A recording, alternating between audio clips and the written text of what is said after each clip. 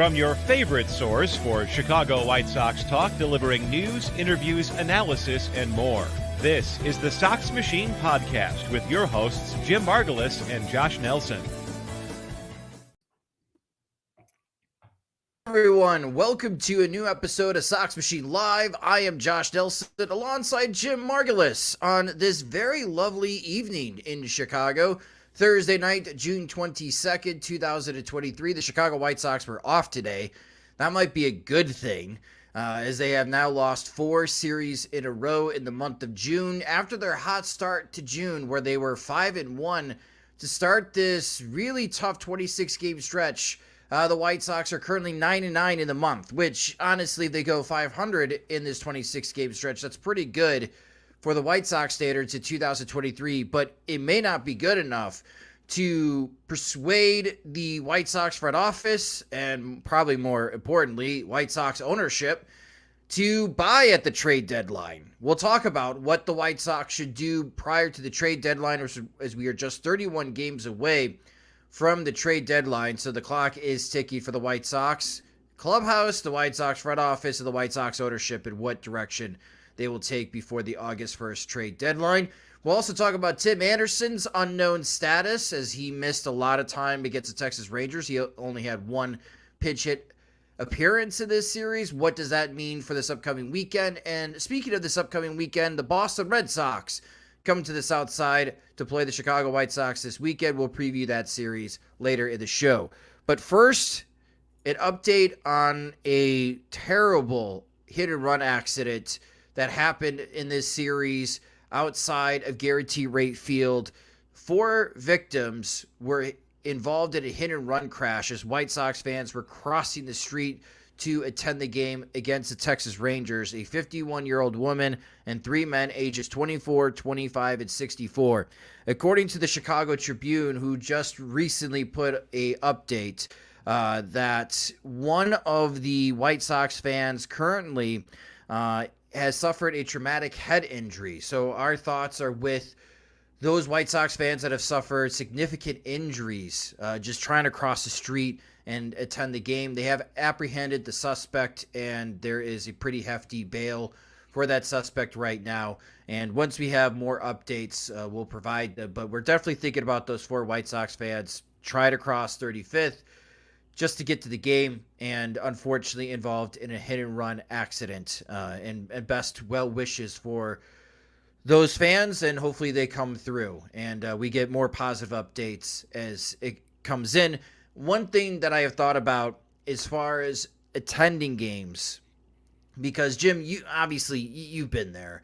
Crossing 35th, it's a mob of people, and to this day, the White Sox and at least the city of Chicago allow car traffic on game days all the way up to the first pitch to travel along that stretch of the road. I wonder moving forward if the alderman's office, because ultimately this decision is up to the city of Chicago. The White Sox can make a request. They could heavily influence the alderman's office, the 11th Ward in Chicago, to make some traffic updates. But with all of the updates at Wrigley Field and even all the security updates that the White Sox have installed outside Guarantee Rate Field, I just wonder if 35th will be closed to car traffic in the future.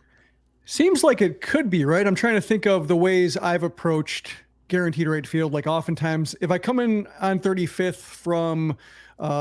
from the suburbs or from like the outside of the city on the west side, I'll come in and basically I'll park at one of the lots on the outside. If I come in on the Dan Ryan, I tend to go on 37th versus 35th. Like I don't make a right on 35th. I keep going past the park because it seems like it's just a lot of people. And, I'm fine walking, parking further away and walking a few blocks. If I take the transportation or park by IAT, that sort of thing, like there are options around the park to where it seems like, from my recollection, it's been a couple of years now since I've parked and walked, that 35th isn't necessary to just getting people, at least most people, in and out of like the bulk of the lots and the surrounding lots that are not necessarily affiliated with the White Sox, but are still useful for fans getting in and out. Yeah, and we talked about it in the stands amongst the other season ticket holders. Like, could the state of Illinois, state of Chicago build a passenger, or I should say a pedestrian bridge over 35th if they're going to continue to allow traffic.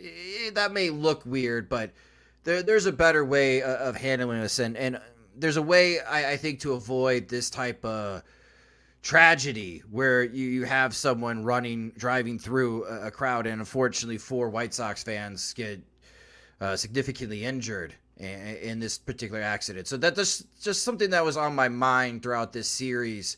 Because a lot of White Sox fans, if they don't go through gate 5, they're just trying to cross 35th. Even if they have suites, they have to go through gate 4. Maybe they're meeting up with friends and family that have tailgate spots in those other parking lots. They're going to gate 3 or gate 2 or even to the club section as well. Yeah, just really unfortunate. Something that I've been thinking about. I've been thinking about those fans. So hopefully everybody makes a quick recovery and they're able to attend a game at Gary T. Rate Field soon. And hopefully we do not have any more accidents like this for the rest of the 2023 season. Now, on the field for the Chicago White Sox, we knew this was going to be a tough series because the Texas Rangers have been playing very good baseball. They continue to lead the American League West. And in this particular series, just like a quick recap, because there's bigger items to talk about when it comes to the Chicago White Sox on the macro level. But quickly on the micro level, when we're looking at these 3 particular games, I think it was pretty obvious, Jim. The Texas Rangers have a really good offense, and the White Sox just don't have the firepower to keep up with one of the best lineups in the American League. And it's just kind of continuation of what we saw in April when the White Sox faced the Rays. Like, the bats are just not good enough to keep up with the top teams in the American League. It is a very deep lineup that the Rangers have. The White Sox were able to keep pace with the Rangers in game 2. The bottom of the order, Zach Remillard and Elvis Andrus coming through to go toe to toe with the bottom of the order. And that was refreshing. It was nice to see like a sector of the lineup that was not Luis Robert, was not Jake Berger or Eloy Jimenez coming through and setting up, Luis Robert to come through or Eloy to come through. So that was really nice to see. And it's a reminder of like how the other half lives at times of just being able to have offense from anywhere. I think that was the argument for signing Andrews based on the way he played last year, was like, he's not going to be as good. He's not going to deliver that, 1,000 OPS against lefties probably again in the 25 homer pace he was on with the White Sox, but he's probably going to be better than what they have and help energize the bottom of the order. But then first of all, that didn't happen. And then Tim Anderson at the top of the order wasn't doing anything either. So basically like the whole idea of turning the lineup over to the middle of the order just never caught fire, and it's been so many solo homers because of that. So I think we're seeing, with the Rangers, what that would look like if it actually came to fruition. The other thing just stuck out to me was Corey Seager, Marcus Semien, the money spent on them, and just what that money buys, which is just tough at bats. At least Luis Robert having a good season. One of the few things going right for the White Sox, and this might be maybe not his final form, but probably close to his final form, in which he has games where he looks lost and then games where he looks unbeatable. And when you throw in the defense and the base running and such, like, you take it overall. But money buys that kind of plate discipline, those tough at bats, he's up again, that kind of reaction that I don't know if a hitter on the White Sox generates from the other team. Like Luis Robert, I think, inspires some fear. Eloy generates some fear, but they can also be pitched to. They can also hit the ball on the ground.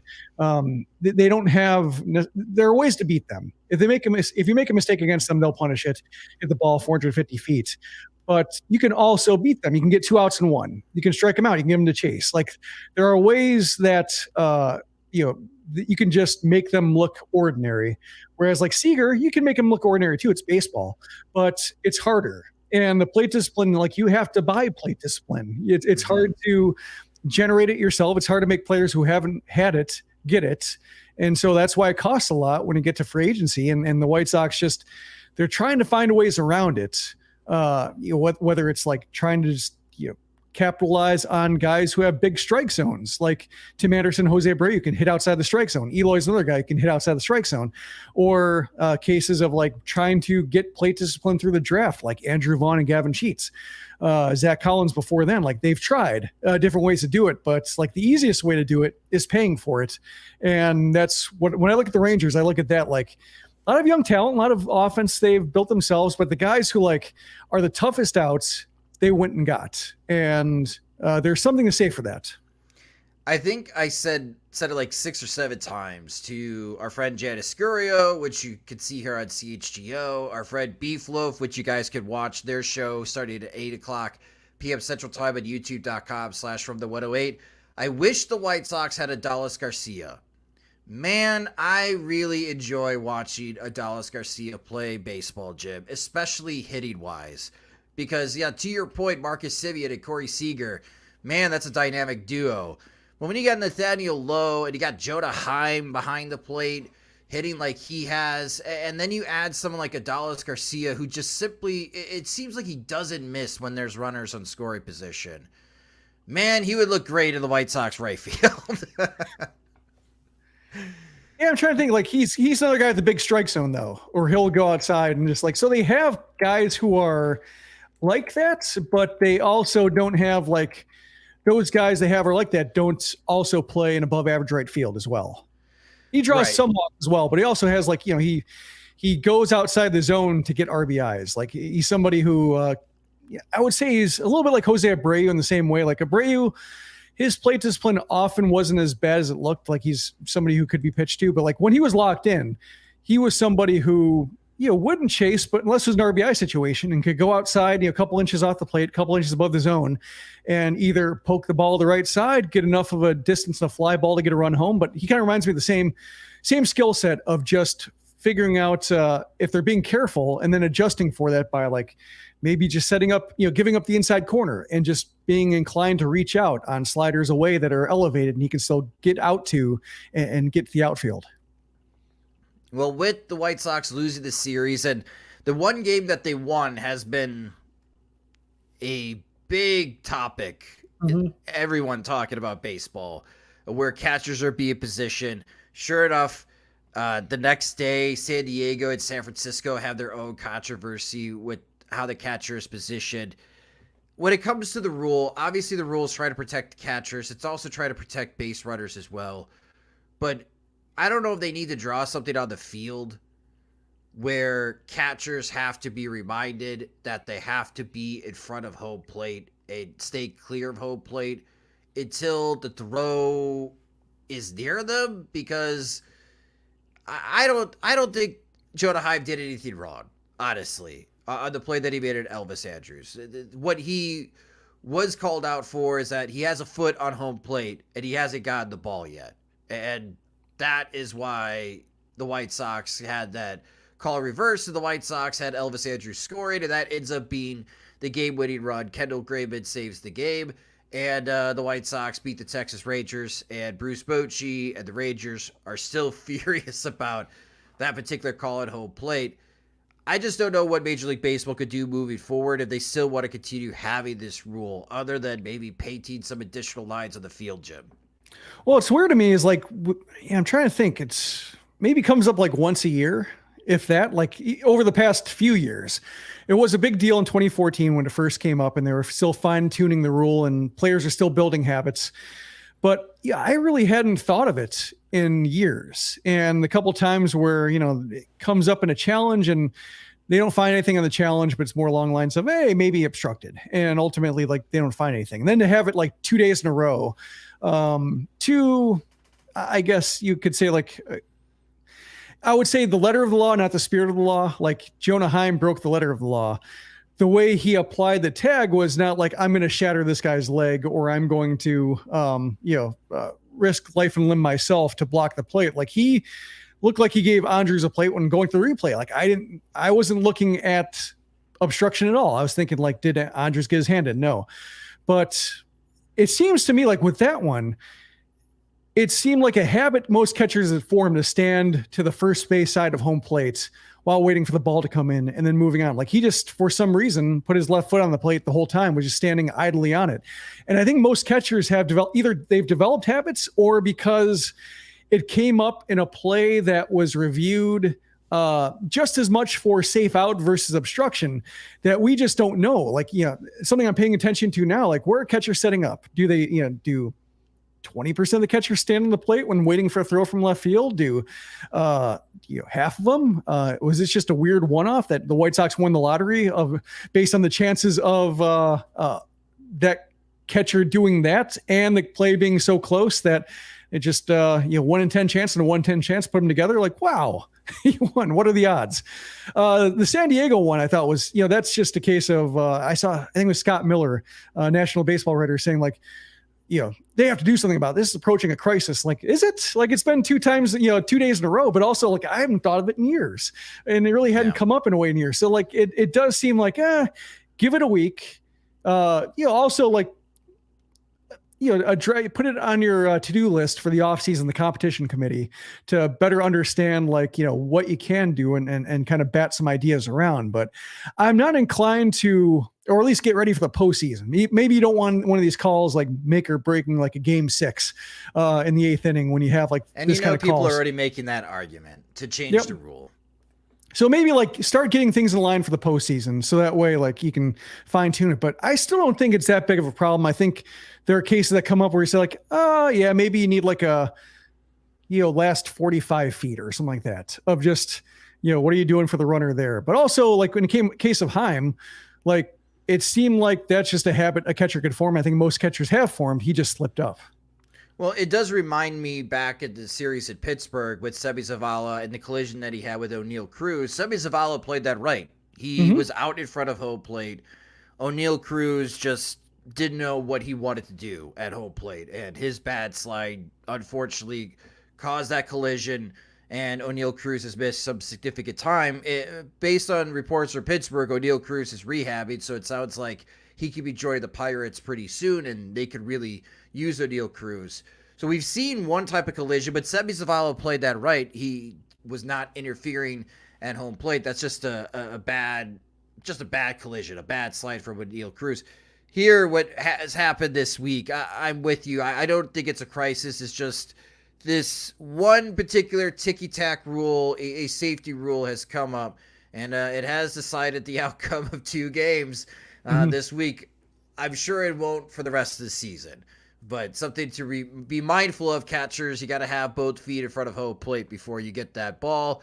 If you don't, they're going to call it on you in New York. So yeah, I mean, I generally like the rule. I like what the rule has done to the, the athleticism at home plates, both with catchers, being able to, have to have the coordination to catch the ball in front of home plates before lunging across, apply the tag, and the more like artful slides runners are inspired to do because they can't just bowl over the catcher. Like, I like what it's done. So that's why, like, I think if you try to get rid of the rule or say like it's done enough, I think you'll see it creep into where like runners will try to take out the catcher again, because like if you can, not that I'm saying they're looking to knock out like, Adley Rutschman for 4 months and give him concussion problems, but just like in the case of if it happens to Rutschman, you have to do it all over again and say like, oh yeah, that's why we had the rule in the first place. So I think there needs to be something to limit runners from launching themselves into catchers and catchers from like making themselves targets to run through.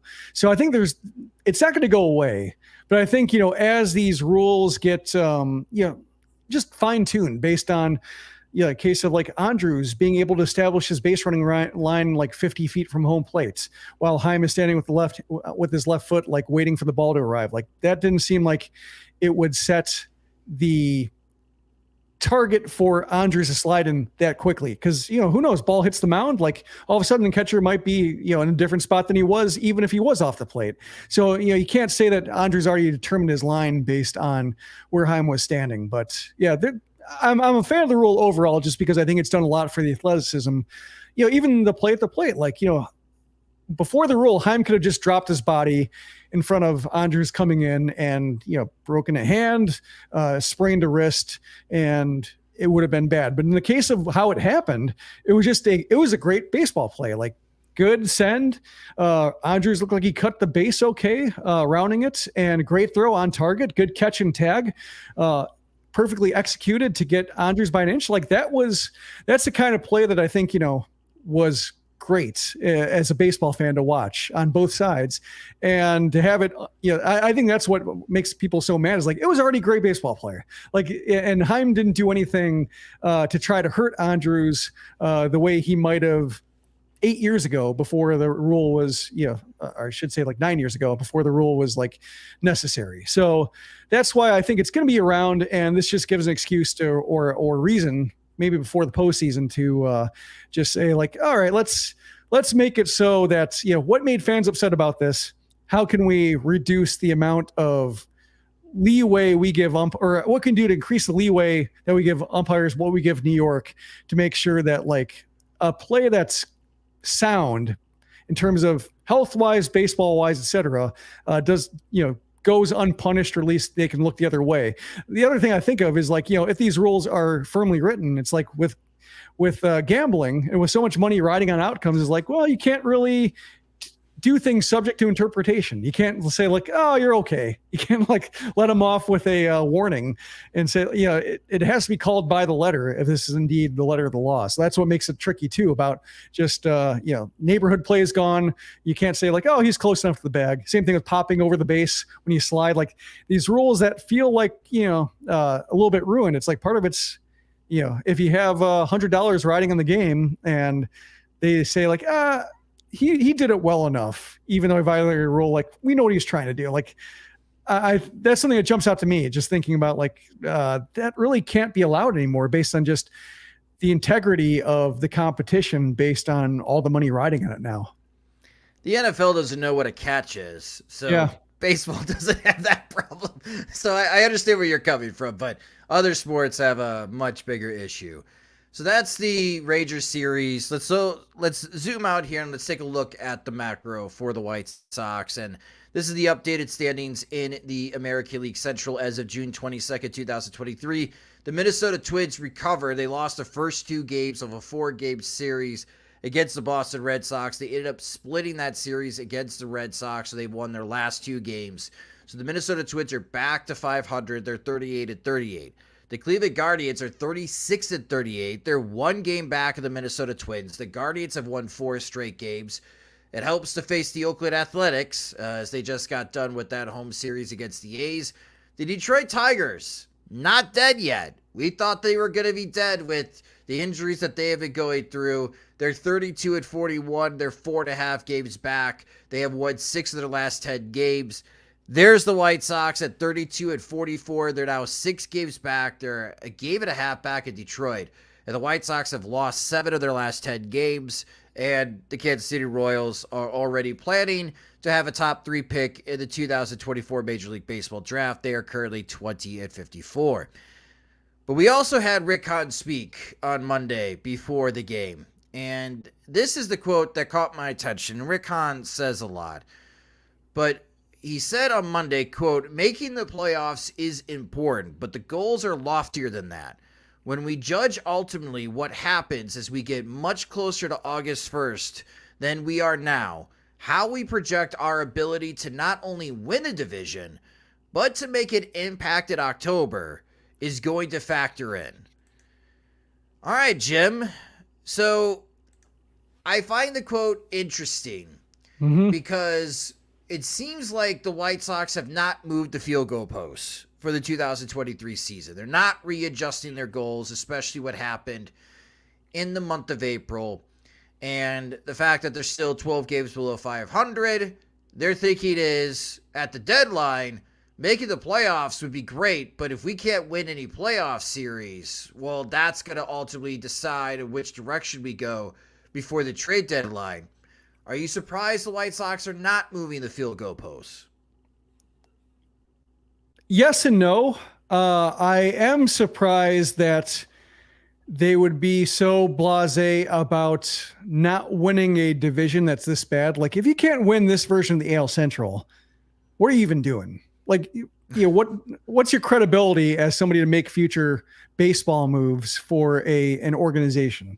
Like, So I'm surprised they aren't chasing that a little bit harder, because I think it's, as much as this team indulges everybody's most nihilistic tendencies to be like, I hope they lose every game the rest of the season. I hope that, I don't want to care anymore. Please release me from this hell. Yeah, pretty much. Like, that's how that's how it's been. And, they've been between like 4 and 6 games back this entire time, because the Twins nor the Guardians are going to run away with it anytime soon. It's, to me, it seems like as long as they're within striking distance, they may as well try for it, because like, it's still better to win the division than not. Even if like you win it with like a 79 and 83 record, like that's still better. Like, it's no prize to say you won it, but it is pretty damning to say you lost it, I think, when it comes to just the quality of the competition, where the White Sox were supposed to be when they were building this. I do think it's, I would say if a new general manager came in and said like, we're not going to chase this, we're not going to throw good money after bad for something when we don't think this team is, maybe they win the division title this year, but they're going to fall apart in 2024. We've seen White Sox teams do that, 2012 to 2013, 2006 to 2007. Like, we've seen teams just run out of gas. I think 2000 to 2001 too is another one where just, you could kind of look at the way the team was falling apart the previous year and say like, this is going to be really hard to keep this together and to keep this, a viable postseason candidate. Right. So if a new front office came in, like, I would be okay with them saying like, yeah, there's a lot of work to do. That work might have to start now. Like, okay, I get it.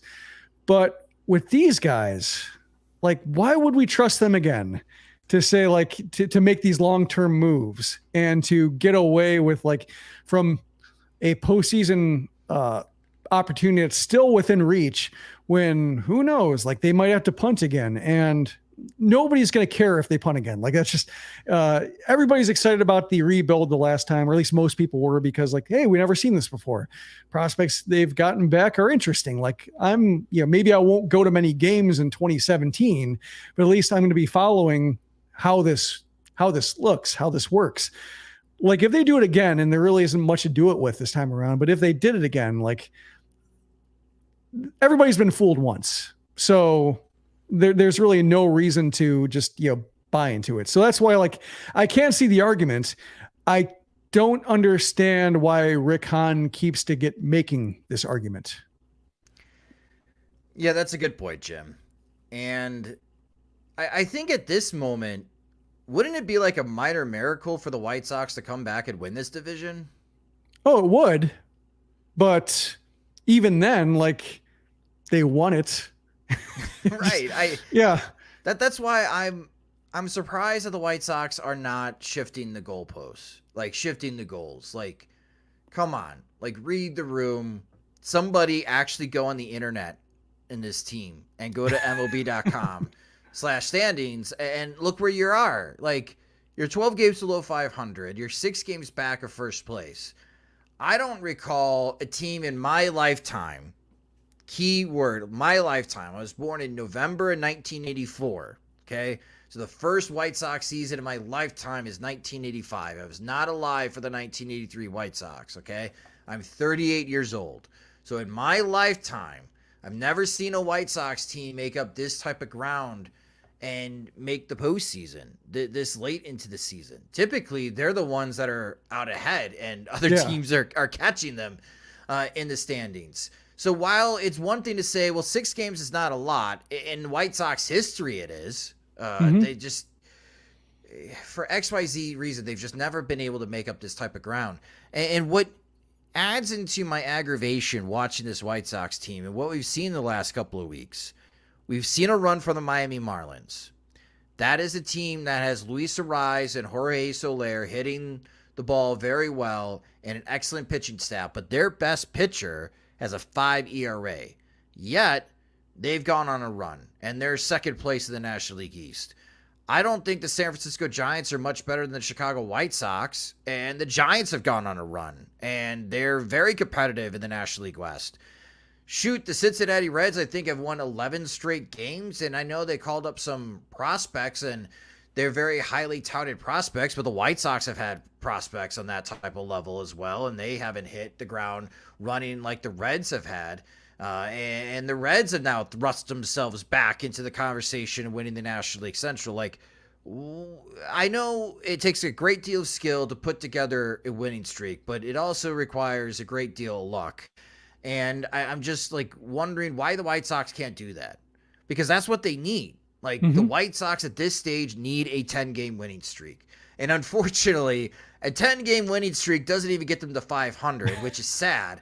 Yeah. But it at least convinces me that they can put themselves into striking distance to take the lead in the American League Central. Right now, even though they're 6 games back, I wouldn't even say that they're within striking distance. So that's why with Rick Hahn's comments, it's not off-putting. But man, it's like, if that's the bar, Rick, I could tell you right now on June 22nd, you ain't hitting that bar. All right? At this moment, just be content, maybe not happy, but content as a White Sox fan if this team somehow stumbles into a division championship in 2023. We know they are going to get railroaded in the postseason. And if they win the division, that will be at home, where they'll probably lose 2 straight games because the offense will disappoint us. The pitching may be able to hold on their own, but I don't think the White Sox offense is good enough to win a playoff series. Like, that would be impressive if they could come back and win the American League Central. But if that's the goal that Rick Hahn has in mind, that they have to meet, and that's what's going to be the deciding factor on August 1st at the trade deadline, well, Rick, I can tell you this. The decision's already been made, man. I know you're not going to go out and say it, but I'm hoping behind the scenes, Jim, the White Sox are starting to get organized and start ready to make their next move, even though they probably don't deserve to make that next move, to your point. But someone in this organization's got to keep moving forward, because if you don't do anything, certainly that is a decision. That is a choice that you can make. But boy, that doesn't set up 2024 to be in a good spot. Yeah, I mean, I think it's just where I think I've said that they're going to stand pat, not because they want to, but because they have nothing to trade. They don't have anything to, like, the selling is not that appealing. Buying is not that, they would love to buy.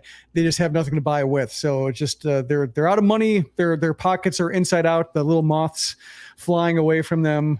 So I just look at it in terms of, like, standing pat is not saying it's good enough, just more along the lines of just, we'll dance with who we have, watch payroll melt off the books and go from there, because, like, selling is not, we're going to get like 4 Ryan Cordells out of this, group of that they have to deal with on expiring contracts. Like, that's where I get a little bit, I guess, disenchanted with the idea of turning to a new chapter. Is like, they just don't have much to do that with. So yeah, I get both sides of it. I just, they've been here for so long and have accomplished so little that there's no reason to really expect anything.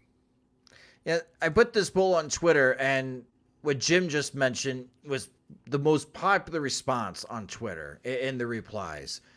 But the poll was, what do you think the White Sox front office should do before the trade deadline? I did enjoy the replies of everyone submitting resign. I agree with you. They won't. They like their money. They're not going to resign. But out of the options of buy, stay the course, or sell was overwhelmingly the favorite here. 76.4% of the poll say the White Sox should sell. Almost 13% believe the White Sox should buy, and about 11% say stay the course. To your point, Jim, I think staying the course is probably what the White Sox will do at the trade deadline. I don't think that's the right decision, because I'm a firm believer every team at the trade deadline, you're either getting busy living or you're getting busy dying. Okay, that's what you're doing. You're either buying or you're selling. Like, I don't see the purpose of staying pat. But there's just so much unknown here with the White Sox organization. And, even that same press conference, Rick Hahn called out John Heyman because John Heyman went on 670 to score and was speculating that Pedro Grifol could be one and done with the White Sox. And Of course, Rick Hahn's going to defend his hire because obviously this is his guy. He made the hire. He's not going to start backtracking now. Yeah. He's not going to do that. He's not going to throw his guy in the line of fire, because if he starts doing that, then everyone's going to turn around and be like, you hired him. So, yeah, I mean, I don't like, think he's going to do that. He could have just said nothing, though. Like, I listened to it because I would have listened to it if Rick Hahn didn't mention it. So the Streisand effect was in play. But, Mike Mulligan, prefacing the question, said, like, can he be one and done? And Heyman's response is, yeah, I could see him being one and done. And, then Hahn, turns his sights on Heyman, just like he was just answering the question presented to him. So that was the other dumb thing about it, was like, one, you brought it up when few people would have paid attention to it or given much credence. And then the other one is just like, yeah, you're misrepresenting it on top of that. So, I normally don't feel a whole lot of sympathy for John Heyman. Like I more or less read his reports of the shrug because he seems like well-sourced with a few agents, but like not necessarily with what the White Sox are thinking. Like Bob Nightingale is who I trust more for like what the White Sox are thinking, what they're going to do. Like Heyman, like maybe he gets lucky based on like an interaction with an agent, but otherwise, like I'm not inclined to think he knows anything that Nightingale hasn't already said. So that's why I didn't get that whole interaction itself, aside from like maybe wanting to send a message to other reporters who might be turning up the heat on the White Sox because they're a huge disappointment.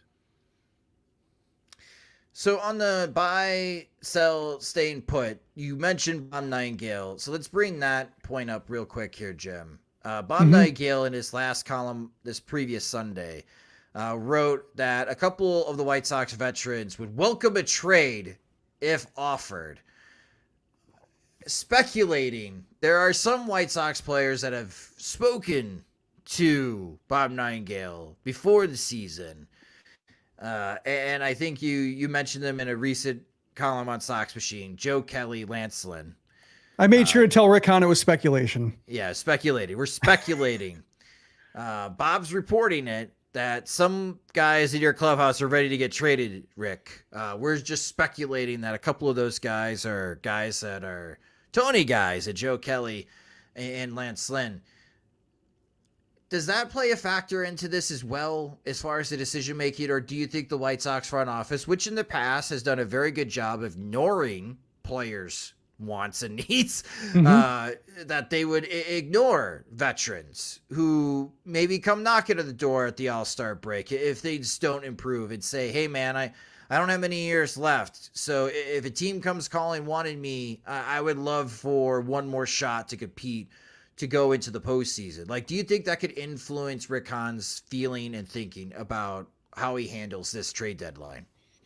Maybe a little, like, especially since he's already said that, we're not going to let being within striking distance of a terrible decision dictate what we do if we have a chance to solidify a roster for 2024 and 2025 and what have you. So I think him having said that makes me think, like, if the White Sox are 5.5 games out come at the end of July and somebody makes a good offer for Kendall Graveman, and Kendall Graveman has said that, hey, or Kendall Graveman's agent has said, like, we're interested in having October possibilities for him, or Joe Kelly, since he's going to be a free agent possibly after the year, like, we would like a showcase for our guy.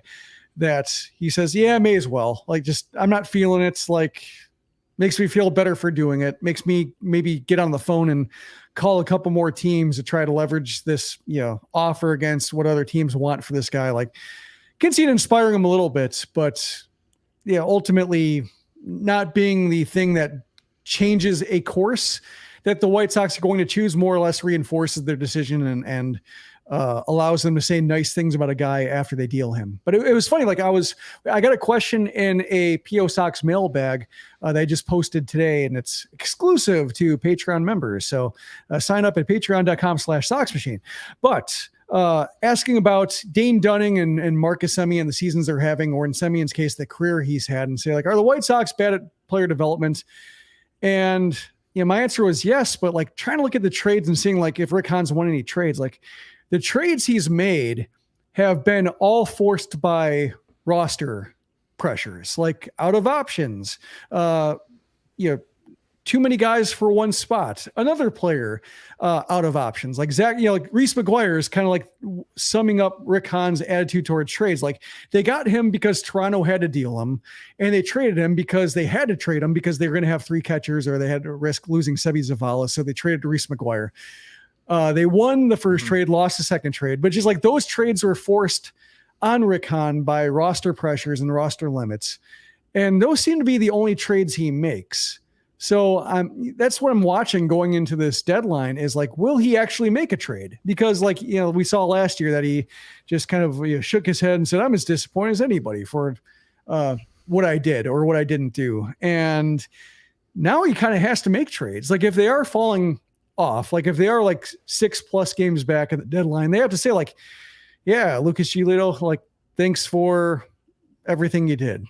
What can we get for Kendall Graveman? What can we get for Joe Kelly? What are people asking for Dylan Cease? Like they have to go to that level. I think Luis Roberts still a little bit deep. Luis Roberts, the one guy I think who can actually bridge one roster to another. Dylan Cease, I think will be gone if the White Sox try like a controlled teardown of their current roster. Is like Dylan Cease will probably be gone by the time that comes to fruition. Luis Robert, in terms of just what he offers and how long his contract is somebody who can actually be part of this core and part of the next core. So that's why, like, Dylan Cease, I'd even listen to those offers or ask around, be the one asking, hey, you need a starter. You need like a postseason starter. Dylan Cease, you interested? Like I would be making calls for Dylan Cease if they are in that route. But will he? Because he hasn't really shown the ability. Well, teams aren't that interested in what the White Sox have. And also like he has also been a little gun shy. I don't know if it's like when you have both Fernando Tatis and Marcus Semien on your trade record from like trying to force action when action like maybe isn't the prudent course. Like, maybe that makes anybody shy. Most general managers would have been relieved of their duties by the time it was time to have to be decisive again. Well, I mean, this is where I bring up the point, like, where's Kenny? Like, you're the boss, Kenny. Like, if your guy, Rick, doesn't feel comfortable doing this, I'm sorry, you're going to have to work. You're going to have to do something because you have not been doing anything for many, many years. And to your point, like, there are 4, and they're all pitchers for the White Sox that I think other teams will be interested. The 2 starters, Lucas Giolito and Lance Lynn, if you buy into what happened in Seattle. I mentioned Lance Lynn because he's got a $1 million buyout, and it is an $18 million contract next year. There's no way the White Sox are going to be picking up that option. So either you're moving Lance Lynn before the trade deadline or you're paying him $1 million 10 days after the season, and he's going to be a free agent. We all know the White Sox have found other ways to save money via trades, trading pool. International draft money just to save out buyouts of like Nate Jones, for example. So that's why I could see Lance Lynn getting traded. I don't expect the White Sox to get much for someone like Lance Lynn. Lucas Giolito, you can maybe drive up a bidding war for, as teams are always looking for starting pitching. There's not going to be a lot of quality starting pitching this trade deadline. And Kendall Graveman and Joe Kelly, sure, I could buy into that they're not going to bring, shiny prospects into the White Sox farm system. But I do think those are guys that can be moved. You move those 4, this White Sox team gets bad in a hurry, especially in the run prevention side. But that's why I brought up the point, like, you're either getting busy living and trying to make the postseason, or you're getting busy dying. Like, if you're going to be bad, be bad. And nosedive in August and September to help improve your MLB draft lottery odds so that you could get more draft pool money for the 2024 Major League Baseball draft that you could spend on prospects, whomever is making that decision-making for the White Sox next year. I think the White Sox, me personally, at this moment, I would start sending scouts to other organizations. I would start getting phone calls, feelers to see which teams are interested for those 4 pitchers. Direct scouts to start watching prospects in A-ball and AA, because that's probably where you're going to have to live in order for these types of trades for these 4 pitchers. and start doing the work now and try to get that intel so you are well prepared to make moves at the end of July if things get really bad. But ultimately, even though I think the White Sox should sell, the White Sox rarely do what I have asked them to do over the 10 years that we podcast. So I'm with you, Jim. I think ultimately they're going to stand pat. And on August 2nd, we're just all going to look at each other and be like, all right, so what's the hope here?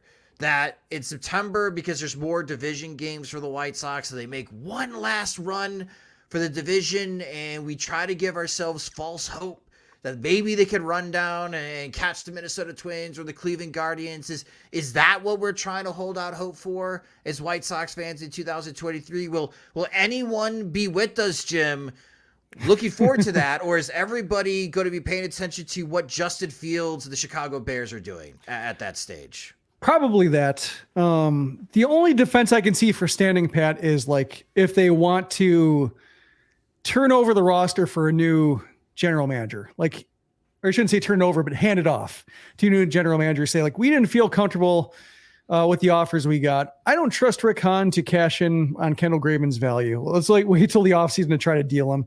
But what do you feel about like the White Sox organization, to your point, Jim? Yeah. Who in the White Sox organization is saying that? Is that nobody, Jerry Reinsdorf? Is that Kenny Williams? No, I mean, like, I don't no one's saying that. Oh no, I'm not saying anybody's saying it. It's just like, I could see standing pat being a good call if they were ready to move on. Like, that's what I'm saying is like, if they were like going to see like, what's James Click up to come October and hire somebody like him. Then I could see a case of just, we're not crazy about the offers. We're not crazy about Rick Hahn's judgment of these offers.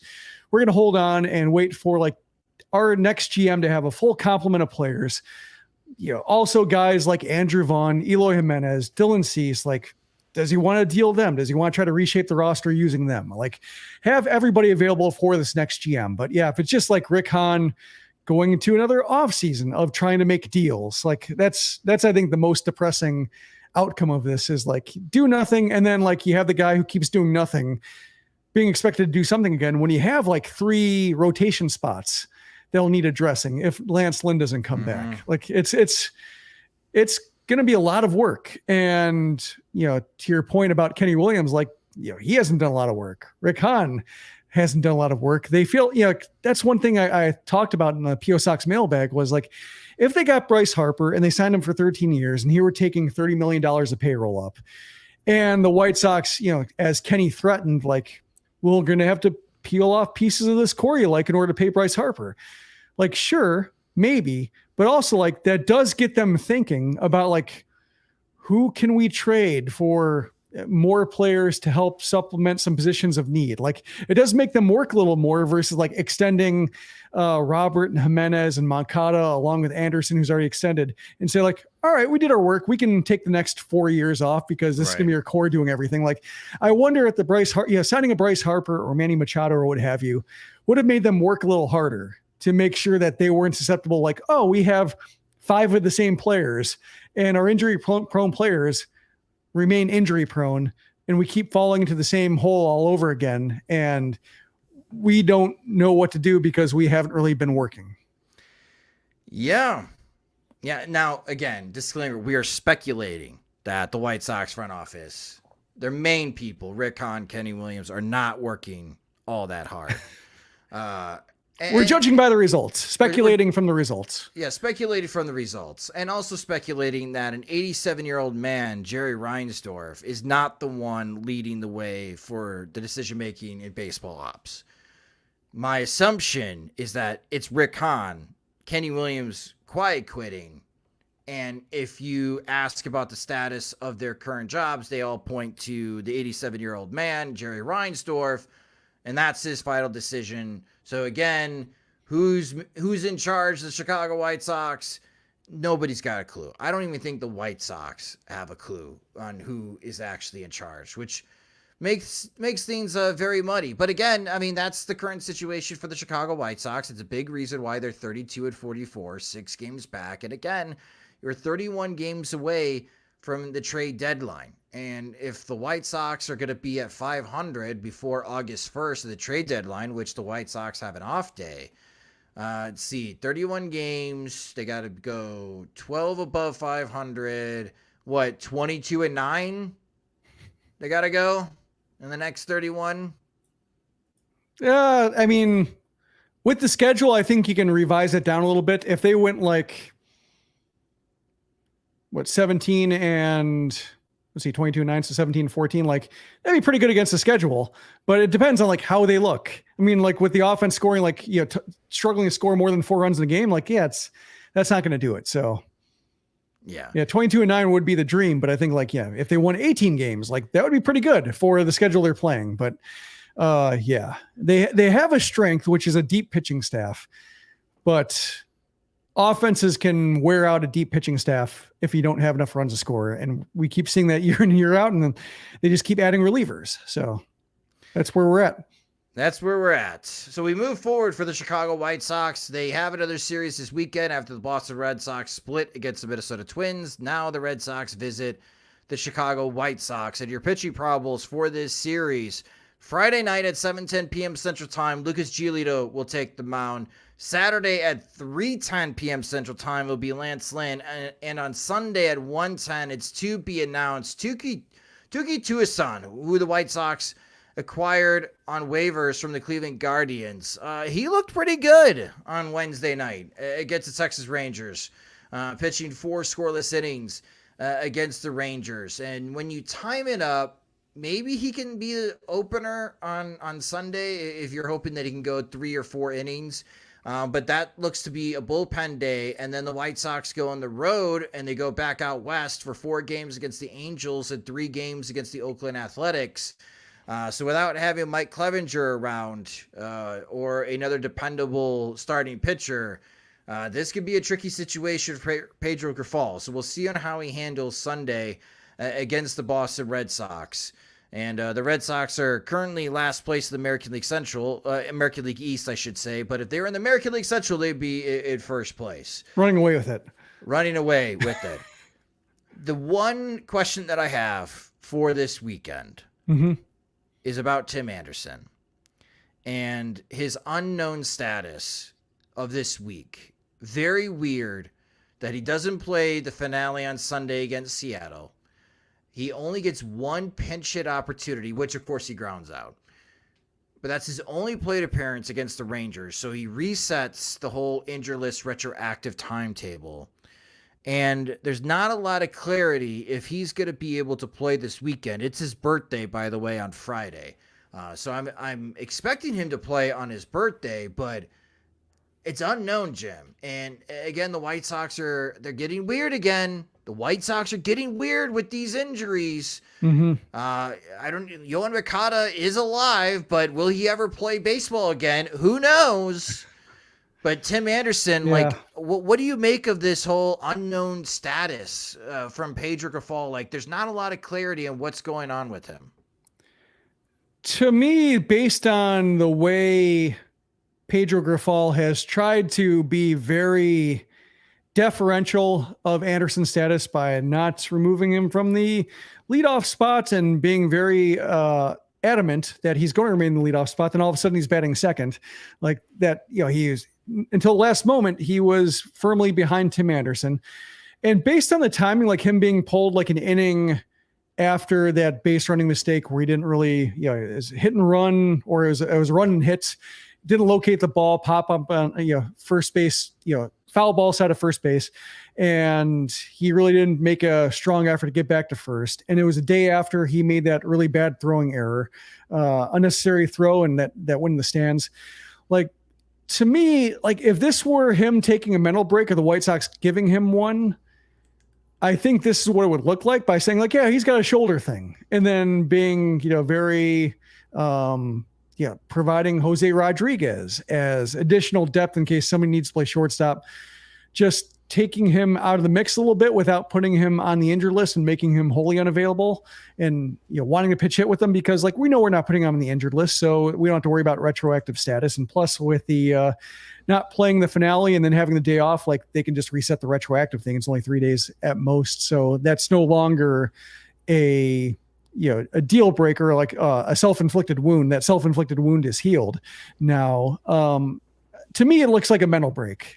Speculation, once again, disclaimer, speculation. Disclaimer. But I don't know.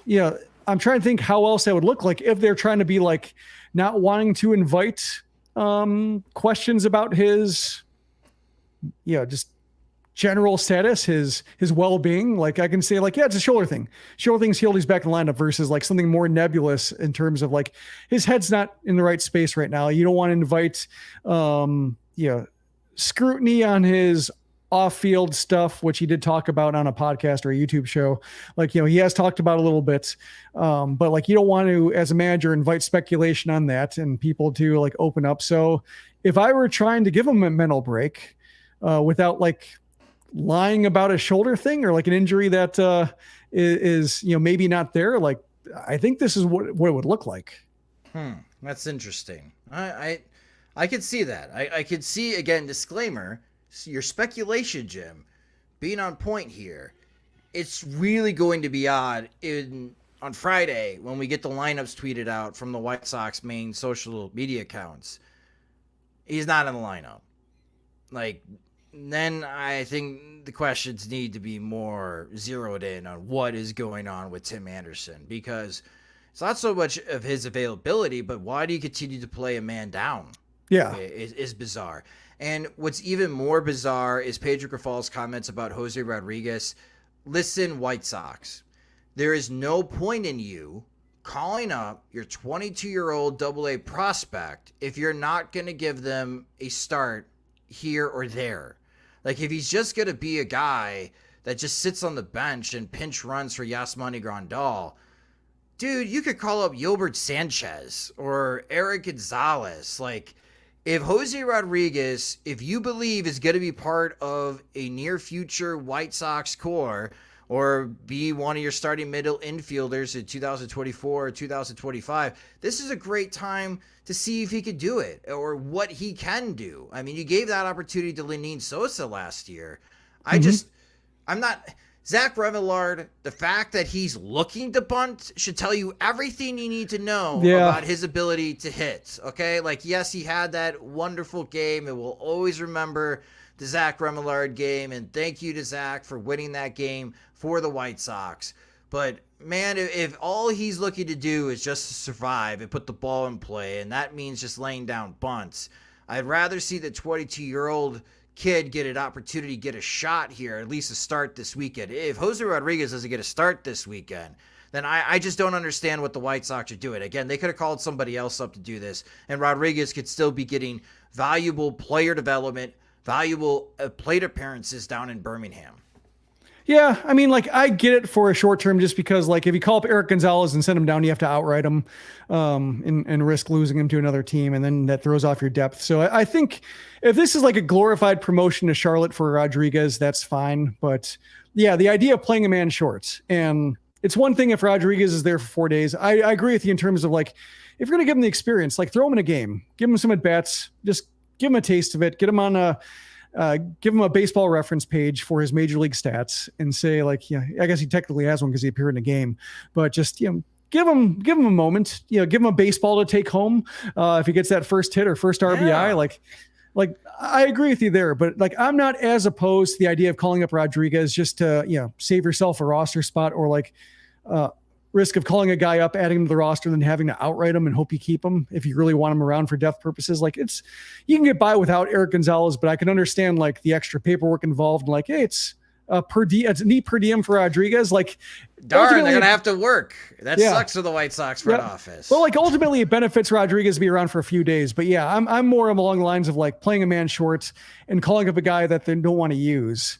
That's what I think is more irksome to me. So yeah, if he plays on Friday, then I'll think like, yeah, it's, a mental break.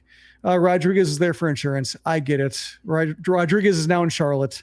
Okay. But yeah, if this keeps going on and Rodriguez doesn't play, then you're back to having a disconnect between the manager and the front office and the training staff in terms of like who can actually play. Who do you trust to give it bats to? And why are we playing at the 23-man roster when we could use like 28 or 29 just to get every possible matchup advantage that, Grifal can use? Yup. Well said, Jim. And that will conclude this episode of Sox Machine Live. I really appreciate everybody that watched the live stream, which you can watch on the live streams at our YouTube page at youtube.com/SoxMachine as we kick it over to our friends from the 108. And you can check out their show started at 8 o'clock p.m. Central Time at youtube.com/FromThe108. But for those that are listening to the podcast feed or the video recording later, thank you for listening and watching. You can follow us on Twitter. We're at SoxMachine. You can follow me on Twitter at SoxMachine_Josh. If this is the first time watching a video from us, please subscribe to our YouTube channel at youtube.com/SoxMachine, and every audio from Sox Machine Live is uploaded into our podcast feed, which you can subscribe to the Sox Machine podcast wherever you listen to podcasts, such as Spotify and Apple Music.